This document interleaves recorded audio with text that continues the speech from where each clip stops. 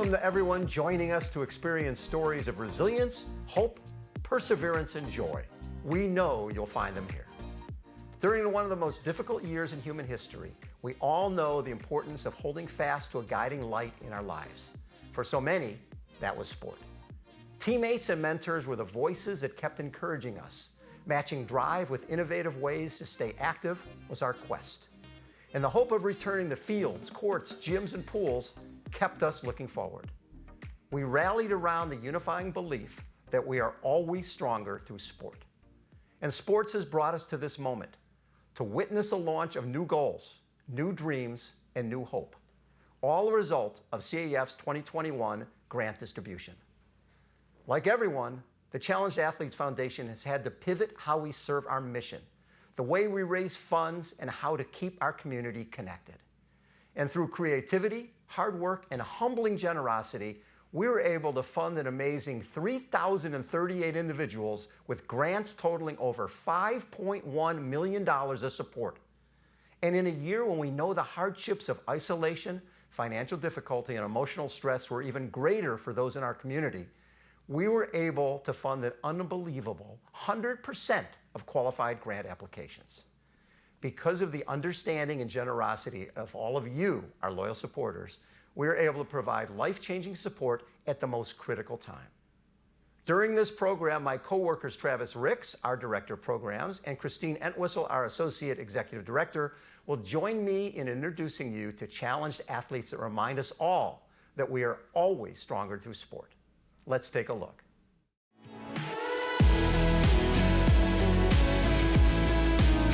I can't explain how grateful I am for the grant from CAF.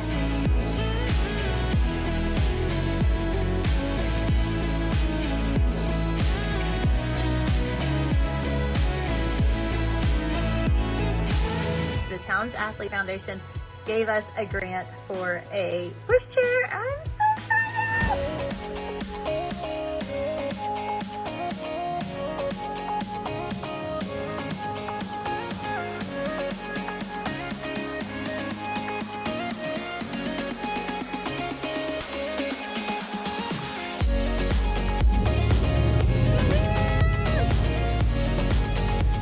Thank you, CAF, for this wonderful grant. Should help me cheer for another year.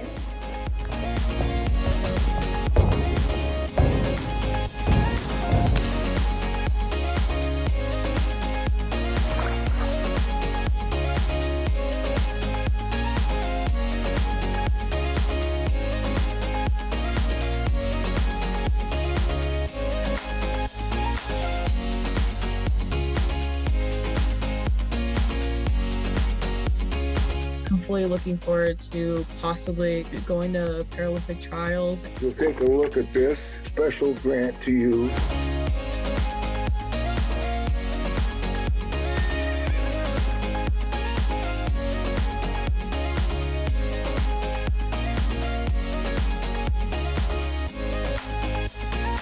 CAF strong, Team CAF. That's right. Thank you, CAF. I can't wait to get my new wheelchair. I love you guys.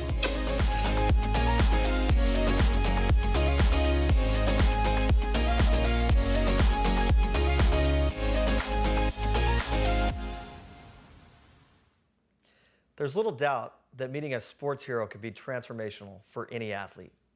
But when that hero helps open doors to your future, that's a special day. Speedy Walker recently had just that kind of day. Let's watch. We are going to be chatting with Speedy Walker and his coach, Nathaniel Roach. Nathaniel, talk a little bit about what type of ball player this kid was at George Washington Carver High School. Speedy Walker was a true leader for us. I remember when he came in as a 9th grader, he was small, he was skinny, but he was one of the toughest kids. Were you the guys always organizing and telling everybody where to go? You just seem like that type of guy to me. Yeah, in every sport I played, track, football, basketball, baseball, I was always the leader. Everybody looked up to me. So. And talk a little bit about the car accident. My mom and my auntie, they had a fuss about where my grandmother was buried at. The next day, they was like, we was going to go to see the crash that happened that early morning. on April 25th. The crash happens and you end up, you're the only survivor. Auntie dies, mom dies. How did they tell you that? I already knew when I woke up from the crash. I knew. I thought it was a dream, to be honest. And then a man came and he was like, nah, it ain't a dream. When we found out what happened, we all knew that we had to come together and be by his side. Just want to continue to lift him up as much as we can. While you were in the hospital, you were still talking to the other teammates, telling them, one, you better stay safe and not get this COVID thing, and you better be studying. That's just a true testament of how strong of a leader he is, how caring of a person he is. What are your goals now? I don't know, just to see how far I could go with this wheelchair basketball stuff. So wheelchair basketball is going to be the sport? Yeah, for sure. Not long ago, you got a little bit of a surprise. Oh my God, everybody surprised me. They took me to the Smoothie King Center. I got to see Zion on the big screen. Hey Speedy, it's Zion Williamson of the New Orleans Pelicans. I know how much you love the game of basketball, and I know an accident last year changed your life. On behalf of Smoothie King and Challenge Athlete Foundation, we would like to gift you a Per4 Max basketball chair and a signed basketball and jersey by me. Once again, I hope you like the gifts, keep living your dream, and go Pels.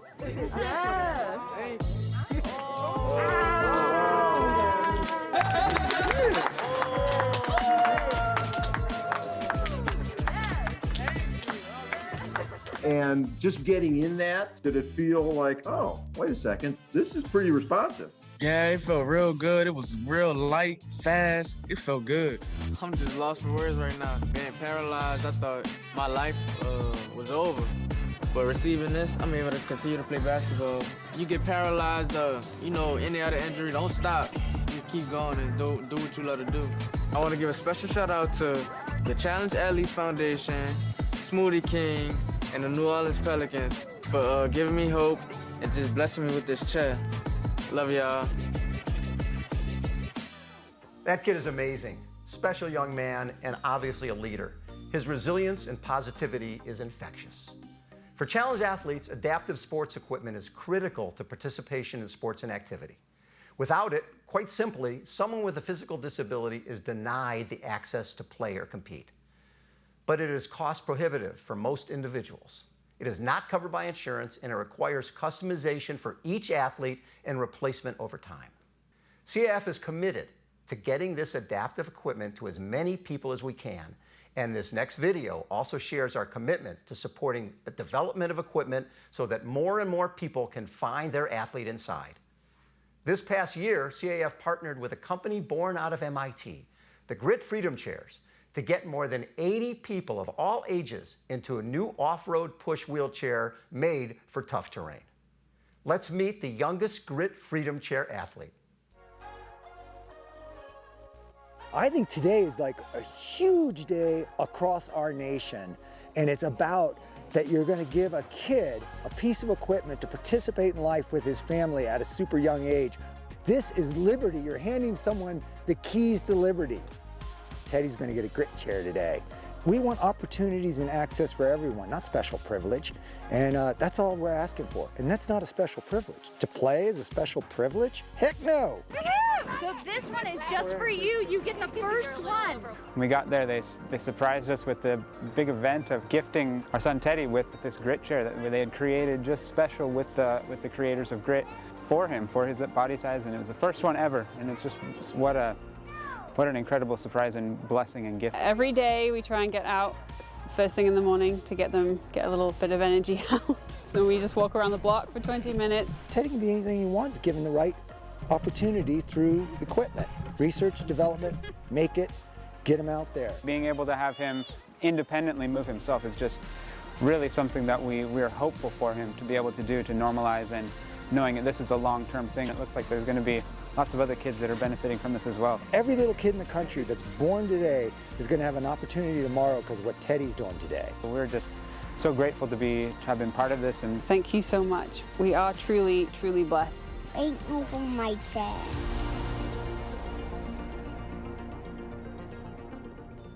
CAF has been blessed with the many sports professionals that have come alongside us to celebrate exceptional challenged athletes. The pros who have reached elite levels are moved to give back and honor those fighting to continue in their sport and reach big goals of their own. They are all united in their understanding of what it takes to push to the next level, and they give each other some very special motivation. Let's enjoy these special moments where our CAF heroes got some inspiration of their own.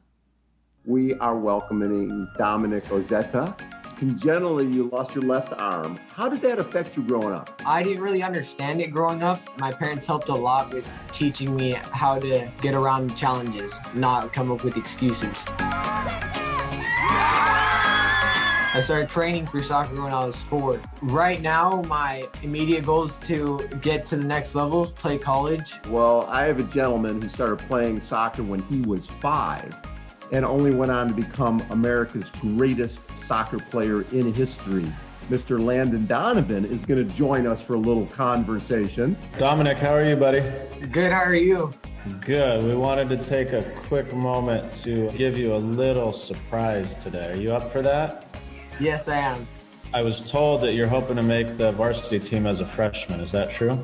Yes, that is true. The Challenged Athlete Foundation wants to give you a grant to help you achieve your goal. That's amazing. That's going to help a lot with training and covering league fees. Dominic, you got to play a game this week, and how'd you do? We won 2-1, and it was a tough game. And who scored the winning goal? I did. Oh, you're trying to be humble.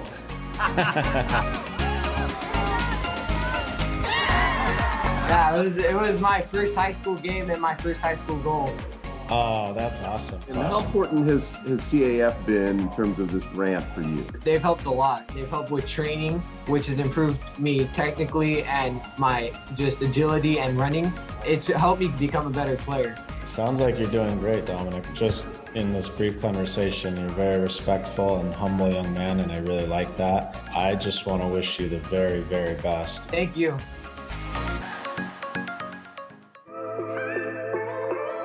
We're going to be joined by Victoria Mugo, one of our amazing challenged athletes. But since she's a marathoner, I thought it'd be appropriate to bring, the Olympic gold medalist from 2016 in the triathlon. Gwen Jorgensen joins us. Hi, Gwen. How are you? Hi. Good. How are you? So, Victoria, what sports were you into growing up? I was raised in Kenya, so we love the long marathon. I ran in school. I did relays, 1,000 meters, cross country. In high school, I was a basketball captain. I like the outdoors. I like being active. 2019, you were diagnosed with pneumonia, and you went into septic shock. Take me through what happened from there. So I thought it was just a regular flu, but when it got worse, of course, I went to the emergency room. They diagnosed me with pneumonia, and quite quickly, I went into sepsis. I went into kidney failure and lung failure, was in a coma for about 3 weeks. My survival chances was 7%. Things were really bad. Wow. I had my arms amputated, legs below the knee. It was rough, obviously, because I didn't know what else I was going to do with my life. But being a mom, you get something to live for. I got my prosthetics and I did my first 5K. It was a tough walk. That's incredible. Victoria, and you want to get back to running at some point, right? And at this point, oh my God, I can't wait for those blades. The minute they're here, it's on. It is on. I am on it. Whoa! What? We have something special for you. I'm really pleased to present you with a grant for some Oster running prosthetics. Yeah. Oh my God, yes. Yes. Yes, I get to run again. Oh my God. Really hope this leg helps you go even further and continue on your happy life. I cannot wait. I will make you guys proud. I promise.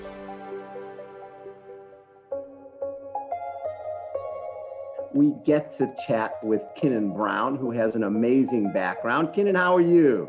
I'm good. You've been doing swim, bike, run pretty much your whole life. And then all of a sudden, in 2015, you're like, oh, okay, I'm going to go big and do 4 Ironman events in the same year. I thought, I need to bring Lucy Charles Barkley on board here to join the conversation. She's finished second in Kona the last 3 years. She has won the Challenge Championship 17, 18, and 19. She's won Challenge Roth. She has won Ironman Lanzarote, Ironman South Africa.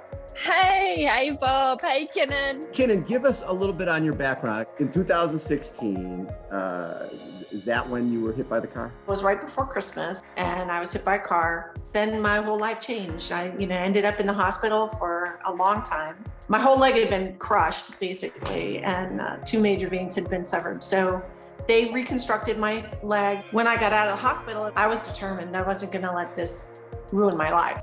I was like, okay, I'm going to race in 2018. I have to just buckle down, deal with this pain, push it through, and that's what I did. I can't even comprehend what you've been through. It's just unbelievable. From the knee down, my leg was not functional. My foot would go completely numb. I decided that I can't live my life like this. I'll have a better shot at being able to do the things that I love to do if I get the leg removed. You get to have one of these. I'm extremely excited about that. To have the running leg that you need to allow you to go and do what you love doing and give you that passion back. It's just amazing. This will give me the opportunity to really push myself forward. This is truly an honor.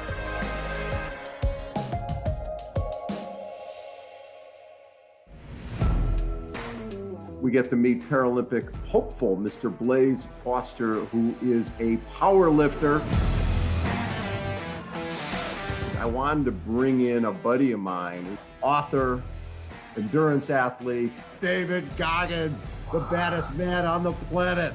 How you doing, Bob? I wanted to introduce you to a CAF athlete by the name of Blaze Foster, born with dwarfism, power lifter, going for the Paralympics, and he weighs 125 pounds, he squats 365, and he deadlifts 215. So how much are you bench pressing? Right now, I'm about up to 280.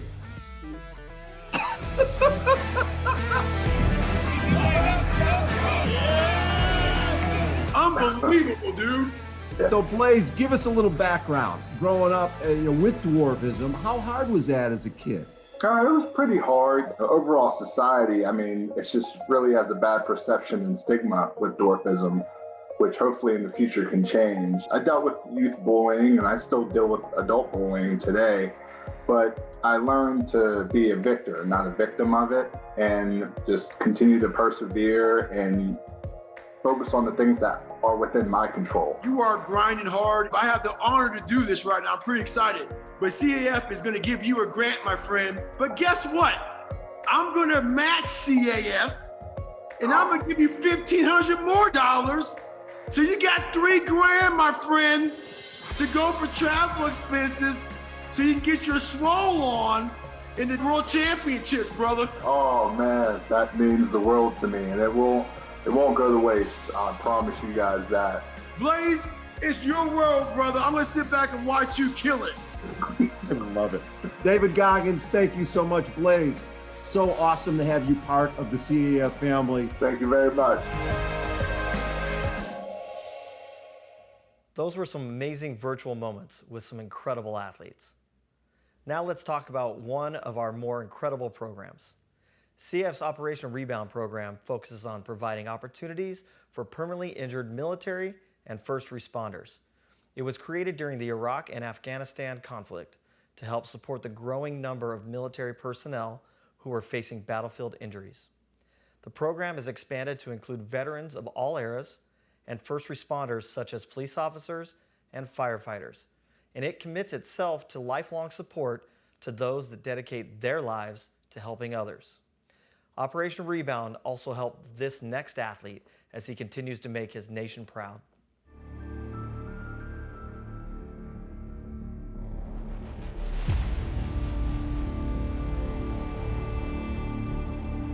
We eventually found ourselves in what they call Amputee Alley. And as soon as I turned around, I felt an explosion.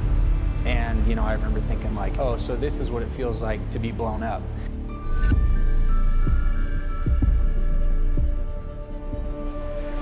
First, I was just glad he was alive, you know, because there are many that don't make it home. I didn't know how he would deal with things exactly, but I knew that we would get through it together. I initially didn't want to try sled hockey. I was kind of hesitant, and I said, all right, I'll just go watch it. I remember I got up to the glass and I saw people just smashing each other.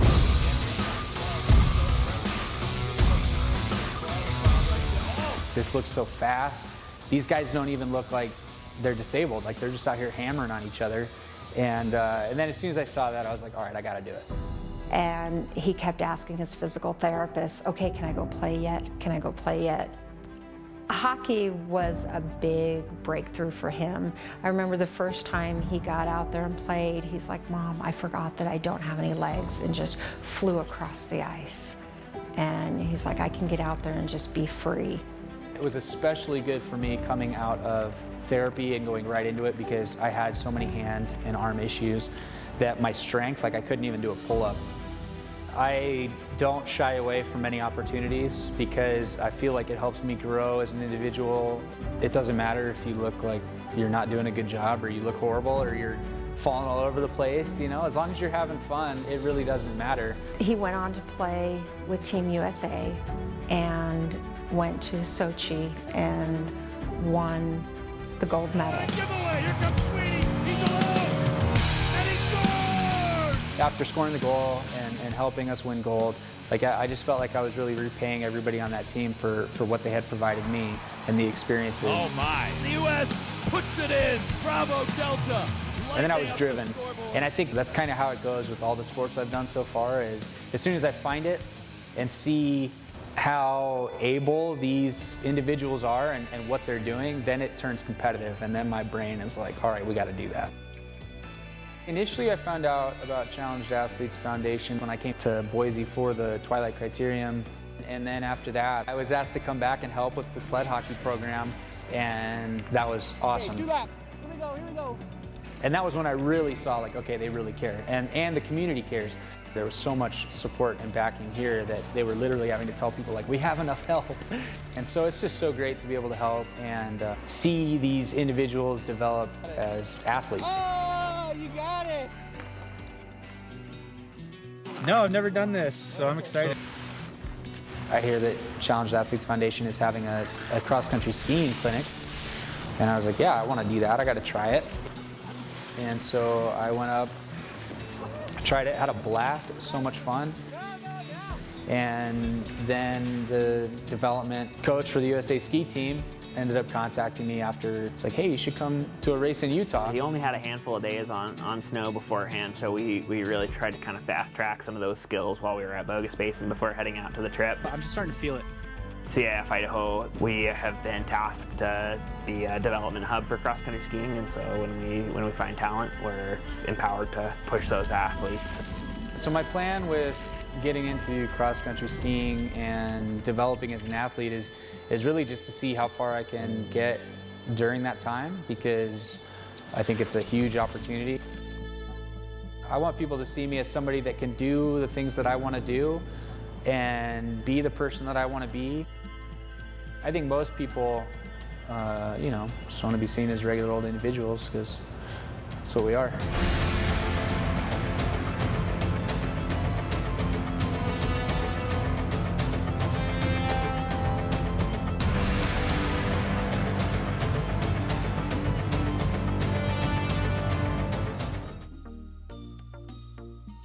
Our grants program is needs-based, and every applicant provides information to demonstrate why CF support is so critical.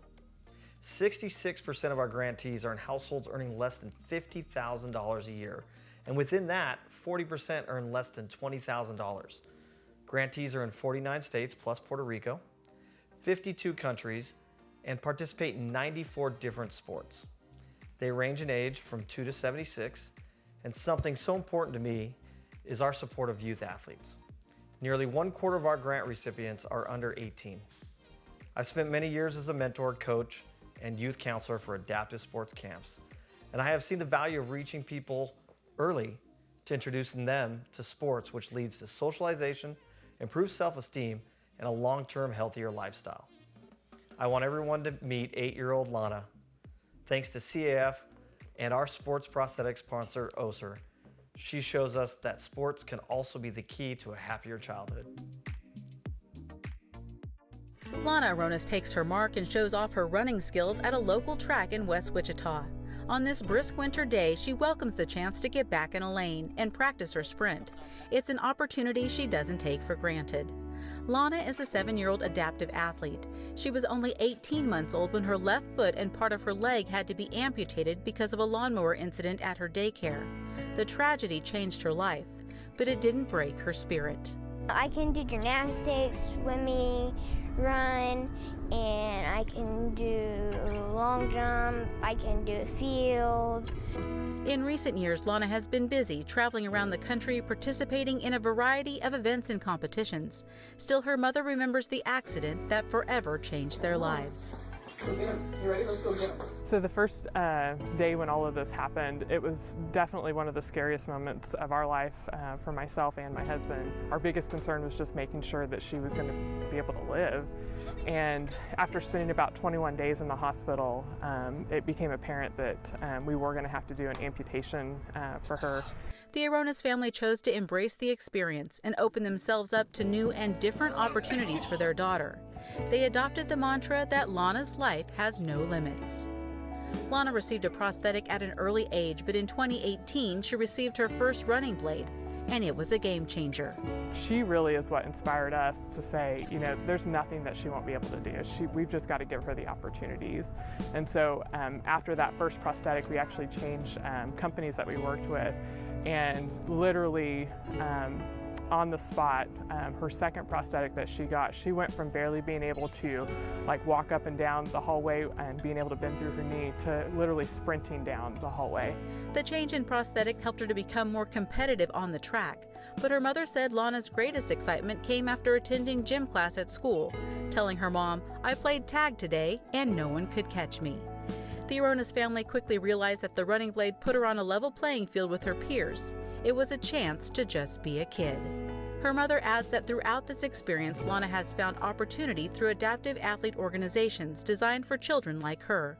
So when the 2020 Challenge Athletes Foundation Kids Run became a virtual event, Lana went all out, getting pulled over by a local police officer for running too fast.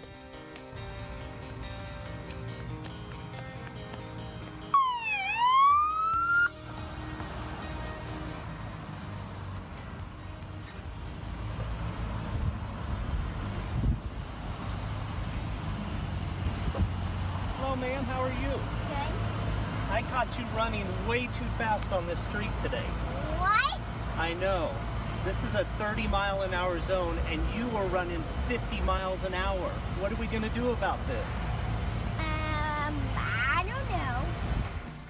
While the pandemic has put in-person competition out of reach for now, Lana plans to keep running, chasing dreams of becoming a Paralympian and one day competing for the gold. In West Wichita, I'm Anna Spencer for Positively Kansas. We hope everyone watching this program is inspired to ask how they can get involved and how they can help support challenged athletes. There are so many ways to support, even as we navigate our way through these ever-changing times. Our fundraising events offer ways to participate virtually and in person. Coming up, we'll be hosting our Celebration of Heroes, Heart, and Hope at-home gala for our Northeast community on June 9th. Then on June 17th, our Bay Area community will come together for the Celebration of Heart Gala live to your home. And we're hard at work planning to bring back our October events in California. The $1 Million Challenge Bike Ride will be celebrating its 15th anniversary as one of the most inclusive cycling events down the coast of California. And our CAF Community Weekend is in San Diego on the books for October 22nd to 24th. Participants can choose amongst swimming, cycling, running, walking, and practicing yoga, all to support the mission. We hope you'll join us this year virtually or in person, because we believe that through sports, we are at our best. No doubt, sports has the power to transform us as individuals and unify us as a community. It's a way to reconnect to or stay in the game of life. We hope what you have experienced with these stories is a game changer for you. Thank you for watching and believing in the power of sport to change lives for the better. Enjoy our closing video, this time from Idaho, where some of our youth athletes competed on the slopes for the very first time.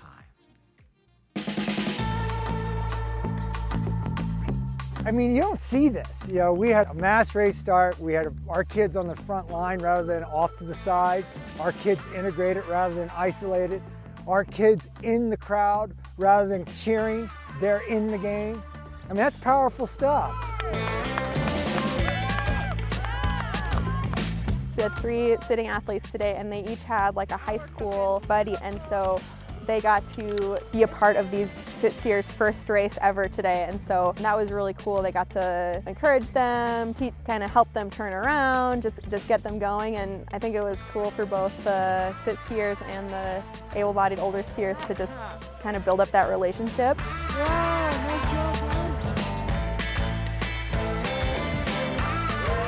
We try to let her know that normal is just who we are today and what we're going through. I think the biggest fact of what this brings to her is the understanding that it's not just about her and that she's not the only one going through what she's going through. Yeah, I think the biggest part about them doing this is we want our daughter to be out and about, but we would never even think of doing something like this. But since it's there, and Jen and Willie and those guys and Emma are organizing things, it gives these kids that opportunity to get out in this beautiful weather.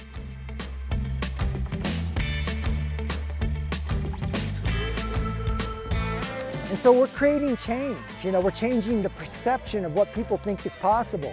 And it has to be done at this young age. Getting these kids out here young age changes the way people think for the future.